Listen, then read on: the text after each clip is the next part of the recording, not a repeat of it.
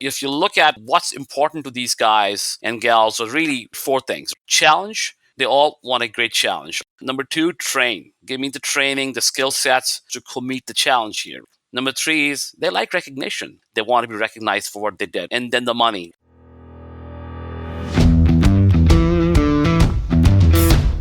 Technology is transforming how we think, how we lead, and how we win. From Intervision, this is Status Go, the show helping IT leaders move beyond the status quo, master their craft, and propel their IT vision. Hello and welcome to Status Go. I'm Alicia Gaba, VP of Marketing for Intervision, and I have with me today Noor Lodi, Vice President of Solution Engineering. Noor has a deep and wide history around the topic of hiring a great IT engineer, and that is because early in his career he had various engineering roles, whether it was applications engineering, systems engineering. Later on made the transition to the sales side of the house, leading systems engineering, solution engineering functions. His last gig around that prior to joining Intervision was at NetApp, where he led the entire systems engineering org. So if you are looking for an expert in hiring IT engineers, I would say Noor's the guy. He has easily hired over 100 engineers in his lifetime. So what we're going to talk about today is a really big challenge IT leaders are facing, hiring and retaining great IT talent. So Noor, thrilled to have you here. Welcome to Status Go. Thank you, Alicia. Thank you for a very generous introduction. It's nice to be here. So we'll start off. You've seen a very big evolution in the IT industry over the last 25 years. What impact has that had on the talent requirements? I think the evolution of IT has been dramatic in the past 30 years and has gone through the various stages from kind of transitioning from a mainframe to an open systems, which required a completely different skill set, onto a more of a networking type of an environment, and now onto the cloud. If you look at the IT teams itself, it has gone from truly, hey, cost center, evil necessity, gotta have them, to this is the team that'll keep me relevant in the market. So as the industry has changed, as the market has changed, the skills have also dramatically changed along with that. And I think the skill sets that were relevant 10 years ago are, are frankly old and stale. Not that they're not needed, but I think this is a industry where it's fast moving. Every 18 months there's a new platform, there's new technology. Every 6 months there's a new company on the block, and a lot have been asked of these guys to retrain and learn new technologies. So it's dramatic. It's learning on the job, learn quick, and know it yesterday. So how would you describe the actual role of an IT engineer today? So if you look at the role of an IT engineer, they have been asked to not only keep the lights on, but deliver everything right now. It's always on, it's always right, and keep it secure. So IT guys know what to do to sit in the back closet and make sure your phone system is running or your email is flowing. He or she is a person that makes sure that wherever your teams or your clients and the customers are and your vendors are, they're able to access systems in a secure manner, and they're able to get information in real time. So it's all about being the real time, and that has added a completely whole different dimension to what IT team does here. They don't think about just the box itself. They're thinking about the business more than the box, right? And I think that's a big transformation. 10 years ago or 15 years ago, you asked an IT guy, hey, what does your company do? You might get an answer, I'm not so sure. I think we are in parts business. We ship car parts, right? They don't know exactly the supply chain and what the compelling events are, what happens if certain system fails, where the revenue comes from. That's changed now. IT has been asked to be the profit center for the company, lead the change, help them transform their business. So really the big shift is around, don't be a techie only, be a somebody who understands technology and business. The big topic is really digital transformation, which you've just hit on, and then cloud. Yeah. That's another, those Right. two things, and they're obviously have a lot of correlation. have undoubtedly had a big impact here. Yeah. So if you're an IT leader and you're really trying to take on initiatives related to cloud and digital transformation, what are you seeing in terms of IT leaders making those decisions? Do I hire in-house talent? Do I retrain existing staff? Do you evolve and retrain? Do you outsource? What are you seeing, Nor? Yeah, that's a great question. So before I answer the question, I want to kind of take a moment and make sure that everyone understands how does an engineer thinks, right? I mean, if you and this could be an IT engineer, this could be a systems engineer, this could be a development engineer. I think that a great engineer thinks very similarly, regardless of what they actually do. So if you look at what's important to these guys and gals, are really right four things: challenge. They all want a great challenge, right? Hey, give me a great challenge I can go after. Number two, train. Give me the training, the skill sets, and resources to meet the challenge here. Number three is they like recognition. IT engineers, they may be very reclusive guys in the back of the closet. At the end of the day, they want to be recognized for what they did. And then the money. So that's how I think I felt, and I've always measured, right? How does an engineer thinks here? Now, if you think about as we look at the fast moving requirement of the skill sets from on premises, classic IT infrastructure, right, siloed systems, multiple systems, now onto the cloud. It's fast moving and changing. The question that everyone is asking right now is, how do I truly go faster? Go faster means I need to innovate faster. I need to be able to make things actually run quicker, faster in real time and in a secure manner here, and in a very fast changing environment here. So do I really, retrain my staff? Do I go and hire people from outside? Do I outsource? I think the answer is really all three. You can't just have one strategy. It really is a mix of all three. The mix depends on your company, your makeup, your team specifically, how motivated the team is to kind of make the transformation. If I'm a betting person, I'll bet on somebody who I know, somebody who has been with me through the journey here. You have a pretty good chance to take that person, that team, that group through a transformation versus kind of letting them all go.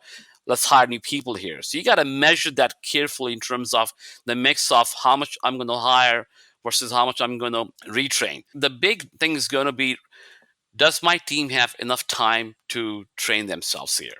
So if you look at a classic IT environment, this is a pretty industry standard data here. 80% time is being spent on keeping the lights on. That means most stuff that an IT guy does today is tactical. And 20% is truly around new projects here. Well, when do I learn, right? That mix it itself is pretty, I would say, challenging if you were trying to transform your company. And B, that leaves absolutely no time for anyone to go and retrain and learn and develop these skill sets here. So you got to take a hard look at your team. Hey, who is the right member of my team that's going through transformation? I think with the right inspirational leadership, I believe the majority of the team is willing to go through the transformation, provided you're going to give them time and training. So you look at what they're doing today, kind of develop the matrix of stuff that people have to manage and deal with inside the IT shops here. And how can I unencumber my IT team so they can go and acquire new skill sets there? So you're going to find that, hey, can I outsource a certain piece of the business? My phone, for example, my email, right? My monitoring of my networking infrastructure. I mean, these are the things that I think are low-hanging fruit in many IT shops that they can simply outsource to a third-party service provider, and then that will effectively give them time back to retrain the team.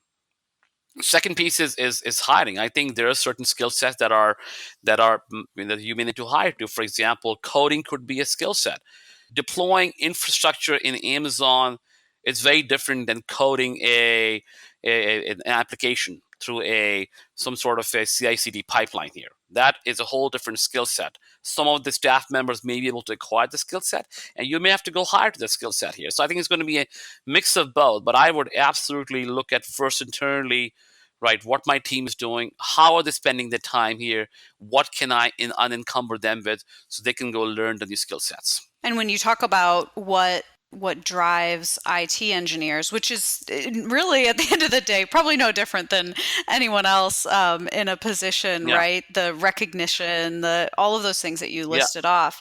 I absolutely agree that looking internally, especially at your top talent, and figuring out what do I get off their plate Sure. so they can innovate for us and for our organization. They know the organization deeply, so that's a big opportunity. So, you've been exposed to a variety of IT approaches and IT leaders in the industry. Are you seeing any interesting ways that our clients have approached this transition of skill sets within their IT department? I did. We have a customer base that's very diverse. We have clients who've been with us for past 15 years. These are financial organizations, these are healthcare organizations, these are old tech firms that have been around the valley for multiple decades. Then we have a list of clients who are literally no more than 5 years old, born in the cloud companies here. And if you look at, for example, companies who've been around for a while, which with classic IT departments that are managing large scale on premises infrastructure, what I'm finding is that the right leaders are actually retraining their existing staff and retraining to very specific skill sets, right? So they have development plans for all the team members, and they're not sending them to night classes. They're not saying, hey, dude, drop your family someplace else over the weekend and learn this new skill set here. They're actually making time during the weekday, during the work hours, right? Pulling them off what they're doing into classrooms, hiring instructors and training them. Now that could be a cloud training, that could be a Python coding training, that could be a learn how to use Puppet and Chef, and so you can do config management and automation with the infrastructure, right? It could be all the above.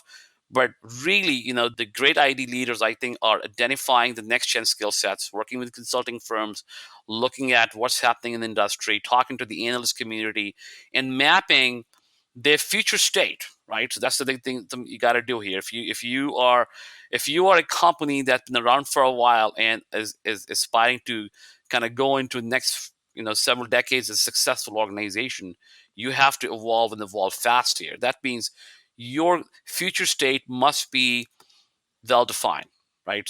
So I would say invest time understanding your company's future state. That will distill down into IT's future state, and then do a gap analysis of where you are. If I got to be here in 3 years, where I'm running half of my IT, for example, in the cloud, and a lot of companies have very specific goals. They will tell you that my goal as CIO is to, move 50% of my apps into Amazon. Okay, well, are you ready for it? What will it take to get there? Yeah, you can certainly hire Accentures of the world and other large companies, and that may still be need to get you there, but you'll still need your core IT group to kind of go there, because learning how to lift and shift is one skill set, and learning how to manage is a second skill set, right? And if you even hire a company that will help you lift and shift you into the cloud, you will still need your existing team to manage a lot of those operations here. So they have to learn no matter what you do, insource or outsource here. So what you can find is that the gap analysis will give you a roadmap to your future state here, and that will eventually drives the development program for the team. Say that I'm seeing a lot happen in my customer base, especially in the valley, if you will, and wherever we operate as a company, Northwest LA and central geographies. What's happening in the born the cloud companies? These companies are truly hyper growth, hyper fast. They're not able to manage their growth. They're not able to consolidate and run their teams efficiently. So what they're lacking is truly discipline of how to run a mature IT shop here. And that's maybe a different skill set, right? That may require them to go hire a proper CIO that will help them consolidate the IT infrastructure and make sure that the redundancies are eliminated from an IT infrastructure perspective. They're running efficiently, costs are under control here. So different skill set, yet you need the skill set too. And that's really a case of where the companies are teaching their young team who has born the cloud how to be mature. A different skill set training, right? Could be an ITIL 3.0, could be a new CIO, and then under the guidance of the new CIO, how do you kind of evolve into a mature IT organizations here? But you see constant, human innovation happening at multiple levels at both of the end of the spectrums, if you will. Yeah, absolutely. So if you're born in the data center Yeah. organization, you've got to bridge the gap to cloud. And if you're Yeah. a born in the cloud, you kind of have to bridge the gap the other way Exactly. to really revisit what are some of these practices, whether it's ITIL or what have you, that will enable us to scale and be secure. And so that's a really interesting premise that you put out there. Yeah. How are you seeing organizations finding the best talent? What are some best practices to make sure that you're positioned to find and then acquire the best Yeah. IT talent? So there's really two places you do it, right? You're going to go out and steal from your competition, right? There's the talent warfare, which is very pervasive across organizations, right? And that's not easy, by the way, because the chances of your best guy being unhappy are fairly low, because there's a good chance that you have given them. He's well taken care of. He's making the money he wants to make. He has a job of what he wants to do here. So how do you really hire, right? So I would say create a challenge, a vision for the company, which is very much a public vision. It can be communicated to your staff, your employees only. It has to be really outside the company, where you are attracting talent based on what you aspire to be as the company. I've always maintained that I want to be the team that everybody wants to come and work on, right? That's kind of my mantra as a leader for a long time, that I want to be the team that people want to come and join. Well, how do you become the company that people want to join, right? That's a bigger job than just the CIO or the hiring managers. It's a culture that you have to project outside the organizations and your company mission. And how do you connect to the new generation? I mean, they think differently. They care about things that I think, some of the old generation may not have cared about, right? So I think there's that generation gap. So understand the mindset of that generation and attract to that, right? And B, I think it's going to come down to hire from colleges, right? You got to go and really, colleges are, I think, stepping up. I've hired a couple of interns who I brought on full-time on board in my organization, and these guys have changed how we do things. We just hired an engineer 6 months ago who graduated from a UC system back in the Bay Area. He came in and became my top automation guy week 3 on the job. He's taking all my manual processes in my lab environment, in my service delivery organization, and automating that, and has made a huge, enormous impact in terms of how we actually service our customers here. That, I think, is a unique skill set, right? They think differently. So you got to go to these colleges, you got to go and put yourself out there, hire aggressively, because again, but you got to have that vision. You still have to have that great company vision that they want to go and work for you, right? And really create an environment of innovation here. So, like I talked about, what's the number one thing engineers look for? It's the challenge. Am I being challenged here? That means, am I going to do something new? Great IT leaders have a huge responsibility to make sure that they are creating the platform for innovation in their organization here, right? A platform that will attract talent, will give them space to innovate, allow them to learn and train. I hear a lot of these kids go work for these companies because they have free food and free gym. I call BS on that. I think nothing could be further from the truth. I think they go there because these companies have a great vision, and they're able to project that vision and mission outside their organization that attracts this talent here. Not the free food. It's not even the money. I mean, a lot of companies pay big money, so it's really going to come down to the challenge, right? And then the training to kind of meet the challenge. So that culture of innovation, I think, is key to attract and retain talent. What are you seeing as some of the hardest roles to attract and hire? That's a great question. So I think 3-4 roles are pretty hard to hire right now. So if I look at the biggest growth is happening in the cloud right now. So obviously, cloud is tough to hire. Now, you may be able to find a guy who knows just a cloud, but this is not just about knowing a cloud. This is about really understanding the IT workflow end to end, right? So someone who understands on premises, somebody who has dealt with existing infrastructure that runs on premises and understands how to bridge that with the cloud. You need experience for that, because a lot of the new kids from the college is not going to have that. And you're going to need somebody who knows both the on-prem and off-prem to hire to that skill set. And we call them now cloud architects. They're hard to hire, right? Second would be folks that understand really automation along with some machine learning, and maybe there's AI piece to it. So the whole area of machine learning, AI, and automation is huge.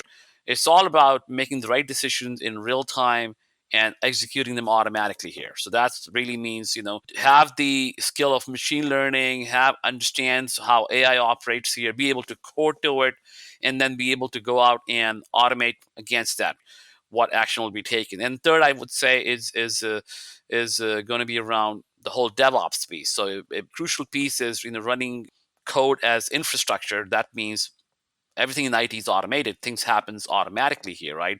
And things are changing very, very fast. You're making changes on your product, on your website, on your portals in real time, right? And that triggers changes in workflow, your IT infrastructure in real time. So somebody who really understands the whole DevOps, CI/CD, and the whole entire pipeline, I think that's the price skill set. And fourth is going to be, which is equally important, is security. Security is enormous. It's paramount to any organization's success and transformation. Because what we have effectively done is we have opened the back door of our homes, right, and we're connecting that back door to a virtual home that sits in the cloud. So there's a lot of vulnerabilities in your end-to-end infrastructure. So how do you secure that? So somebody who understands cybersecurity, somebody who understands on-prem security and can security end-to-end, and has both the tactical skill sets and the strategic skill sets needed to secure the organization and its crown jewels. I think these are four skill sets that are, I think, extremely hard to hire right now. Well, and those skill sets are all on the forefront, right? Which really just reinforces the point that you made earlier, that you've got to position your organization and create this culture around innovation to really have a shot at hiring and retaining the best talent. Yep. So, Noor, we've covered a lot of ground today. I think we've certainly heard that the needs around the skill sets of IT engineers have transitioned dramatically over the last 25 years, and especially the last 10 years. And IT leaders, you're really saying, look, you've got to look at where are you today? Where do you need to go? And then where can you focus your top IT talent in building out skill sets that will help bridge that gap? And then where do you need to look at other ways to augment your talent pool? Right. So as we go into the closing, I'll pose the question for you. What's the one thing you would challenge IT leaders to do differently tomorrow around this topic? I would say invest in your teams. Your team is your most prized capital that you have. So make sure that you are giving them the platform and the culture of innovation, time to kind of train themselves to meet the challenge that they have, and really unencumber them. These guys are, I think, running long hours. They're working hard, and they're in the weeds. So how do you truly give them time back so they can go and learn the skills that your company needs to make you successful? That, I think, is absolutely key to it. So I will always move forward with a trusted employee or trusted team member versus somebody who I don't know. So you got to have that balance there. Look for things that you can automate. Look for places that you can outsource, right? But in your IT infrastructure, these two things, doing these two things is going to give you tremendous time back to your team members so they can go and learn the skill sets. Make them relevant to where the industry is going so you can get there faster. Well, Noor, I've absolutely loved having you join us on Status Go here with Intervision, and I hope to have you back many, many times. You've provided a ton of great insight and expertise around IT talent and hiring great engineers. So thank you so much for your time. Have a great rest of your day. Thank you, Alicia. It was a pleasure being here with you guys. All right. Thanks for joining us, everyone. You've been listening to the Status Go podcast.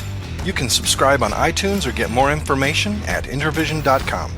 If you'd like to contribute to the conversation, find Intervision on Facebook, LinkedIn, or Twitter. Thank you for listening. Until next time.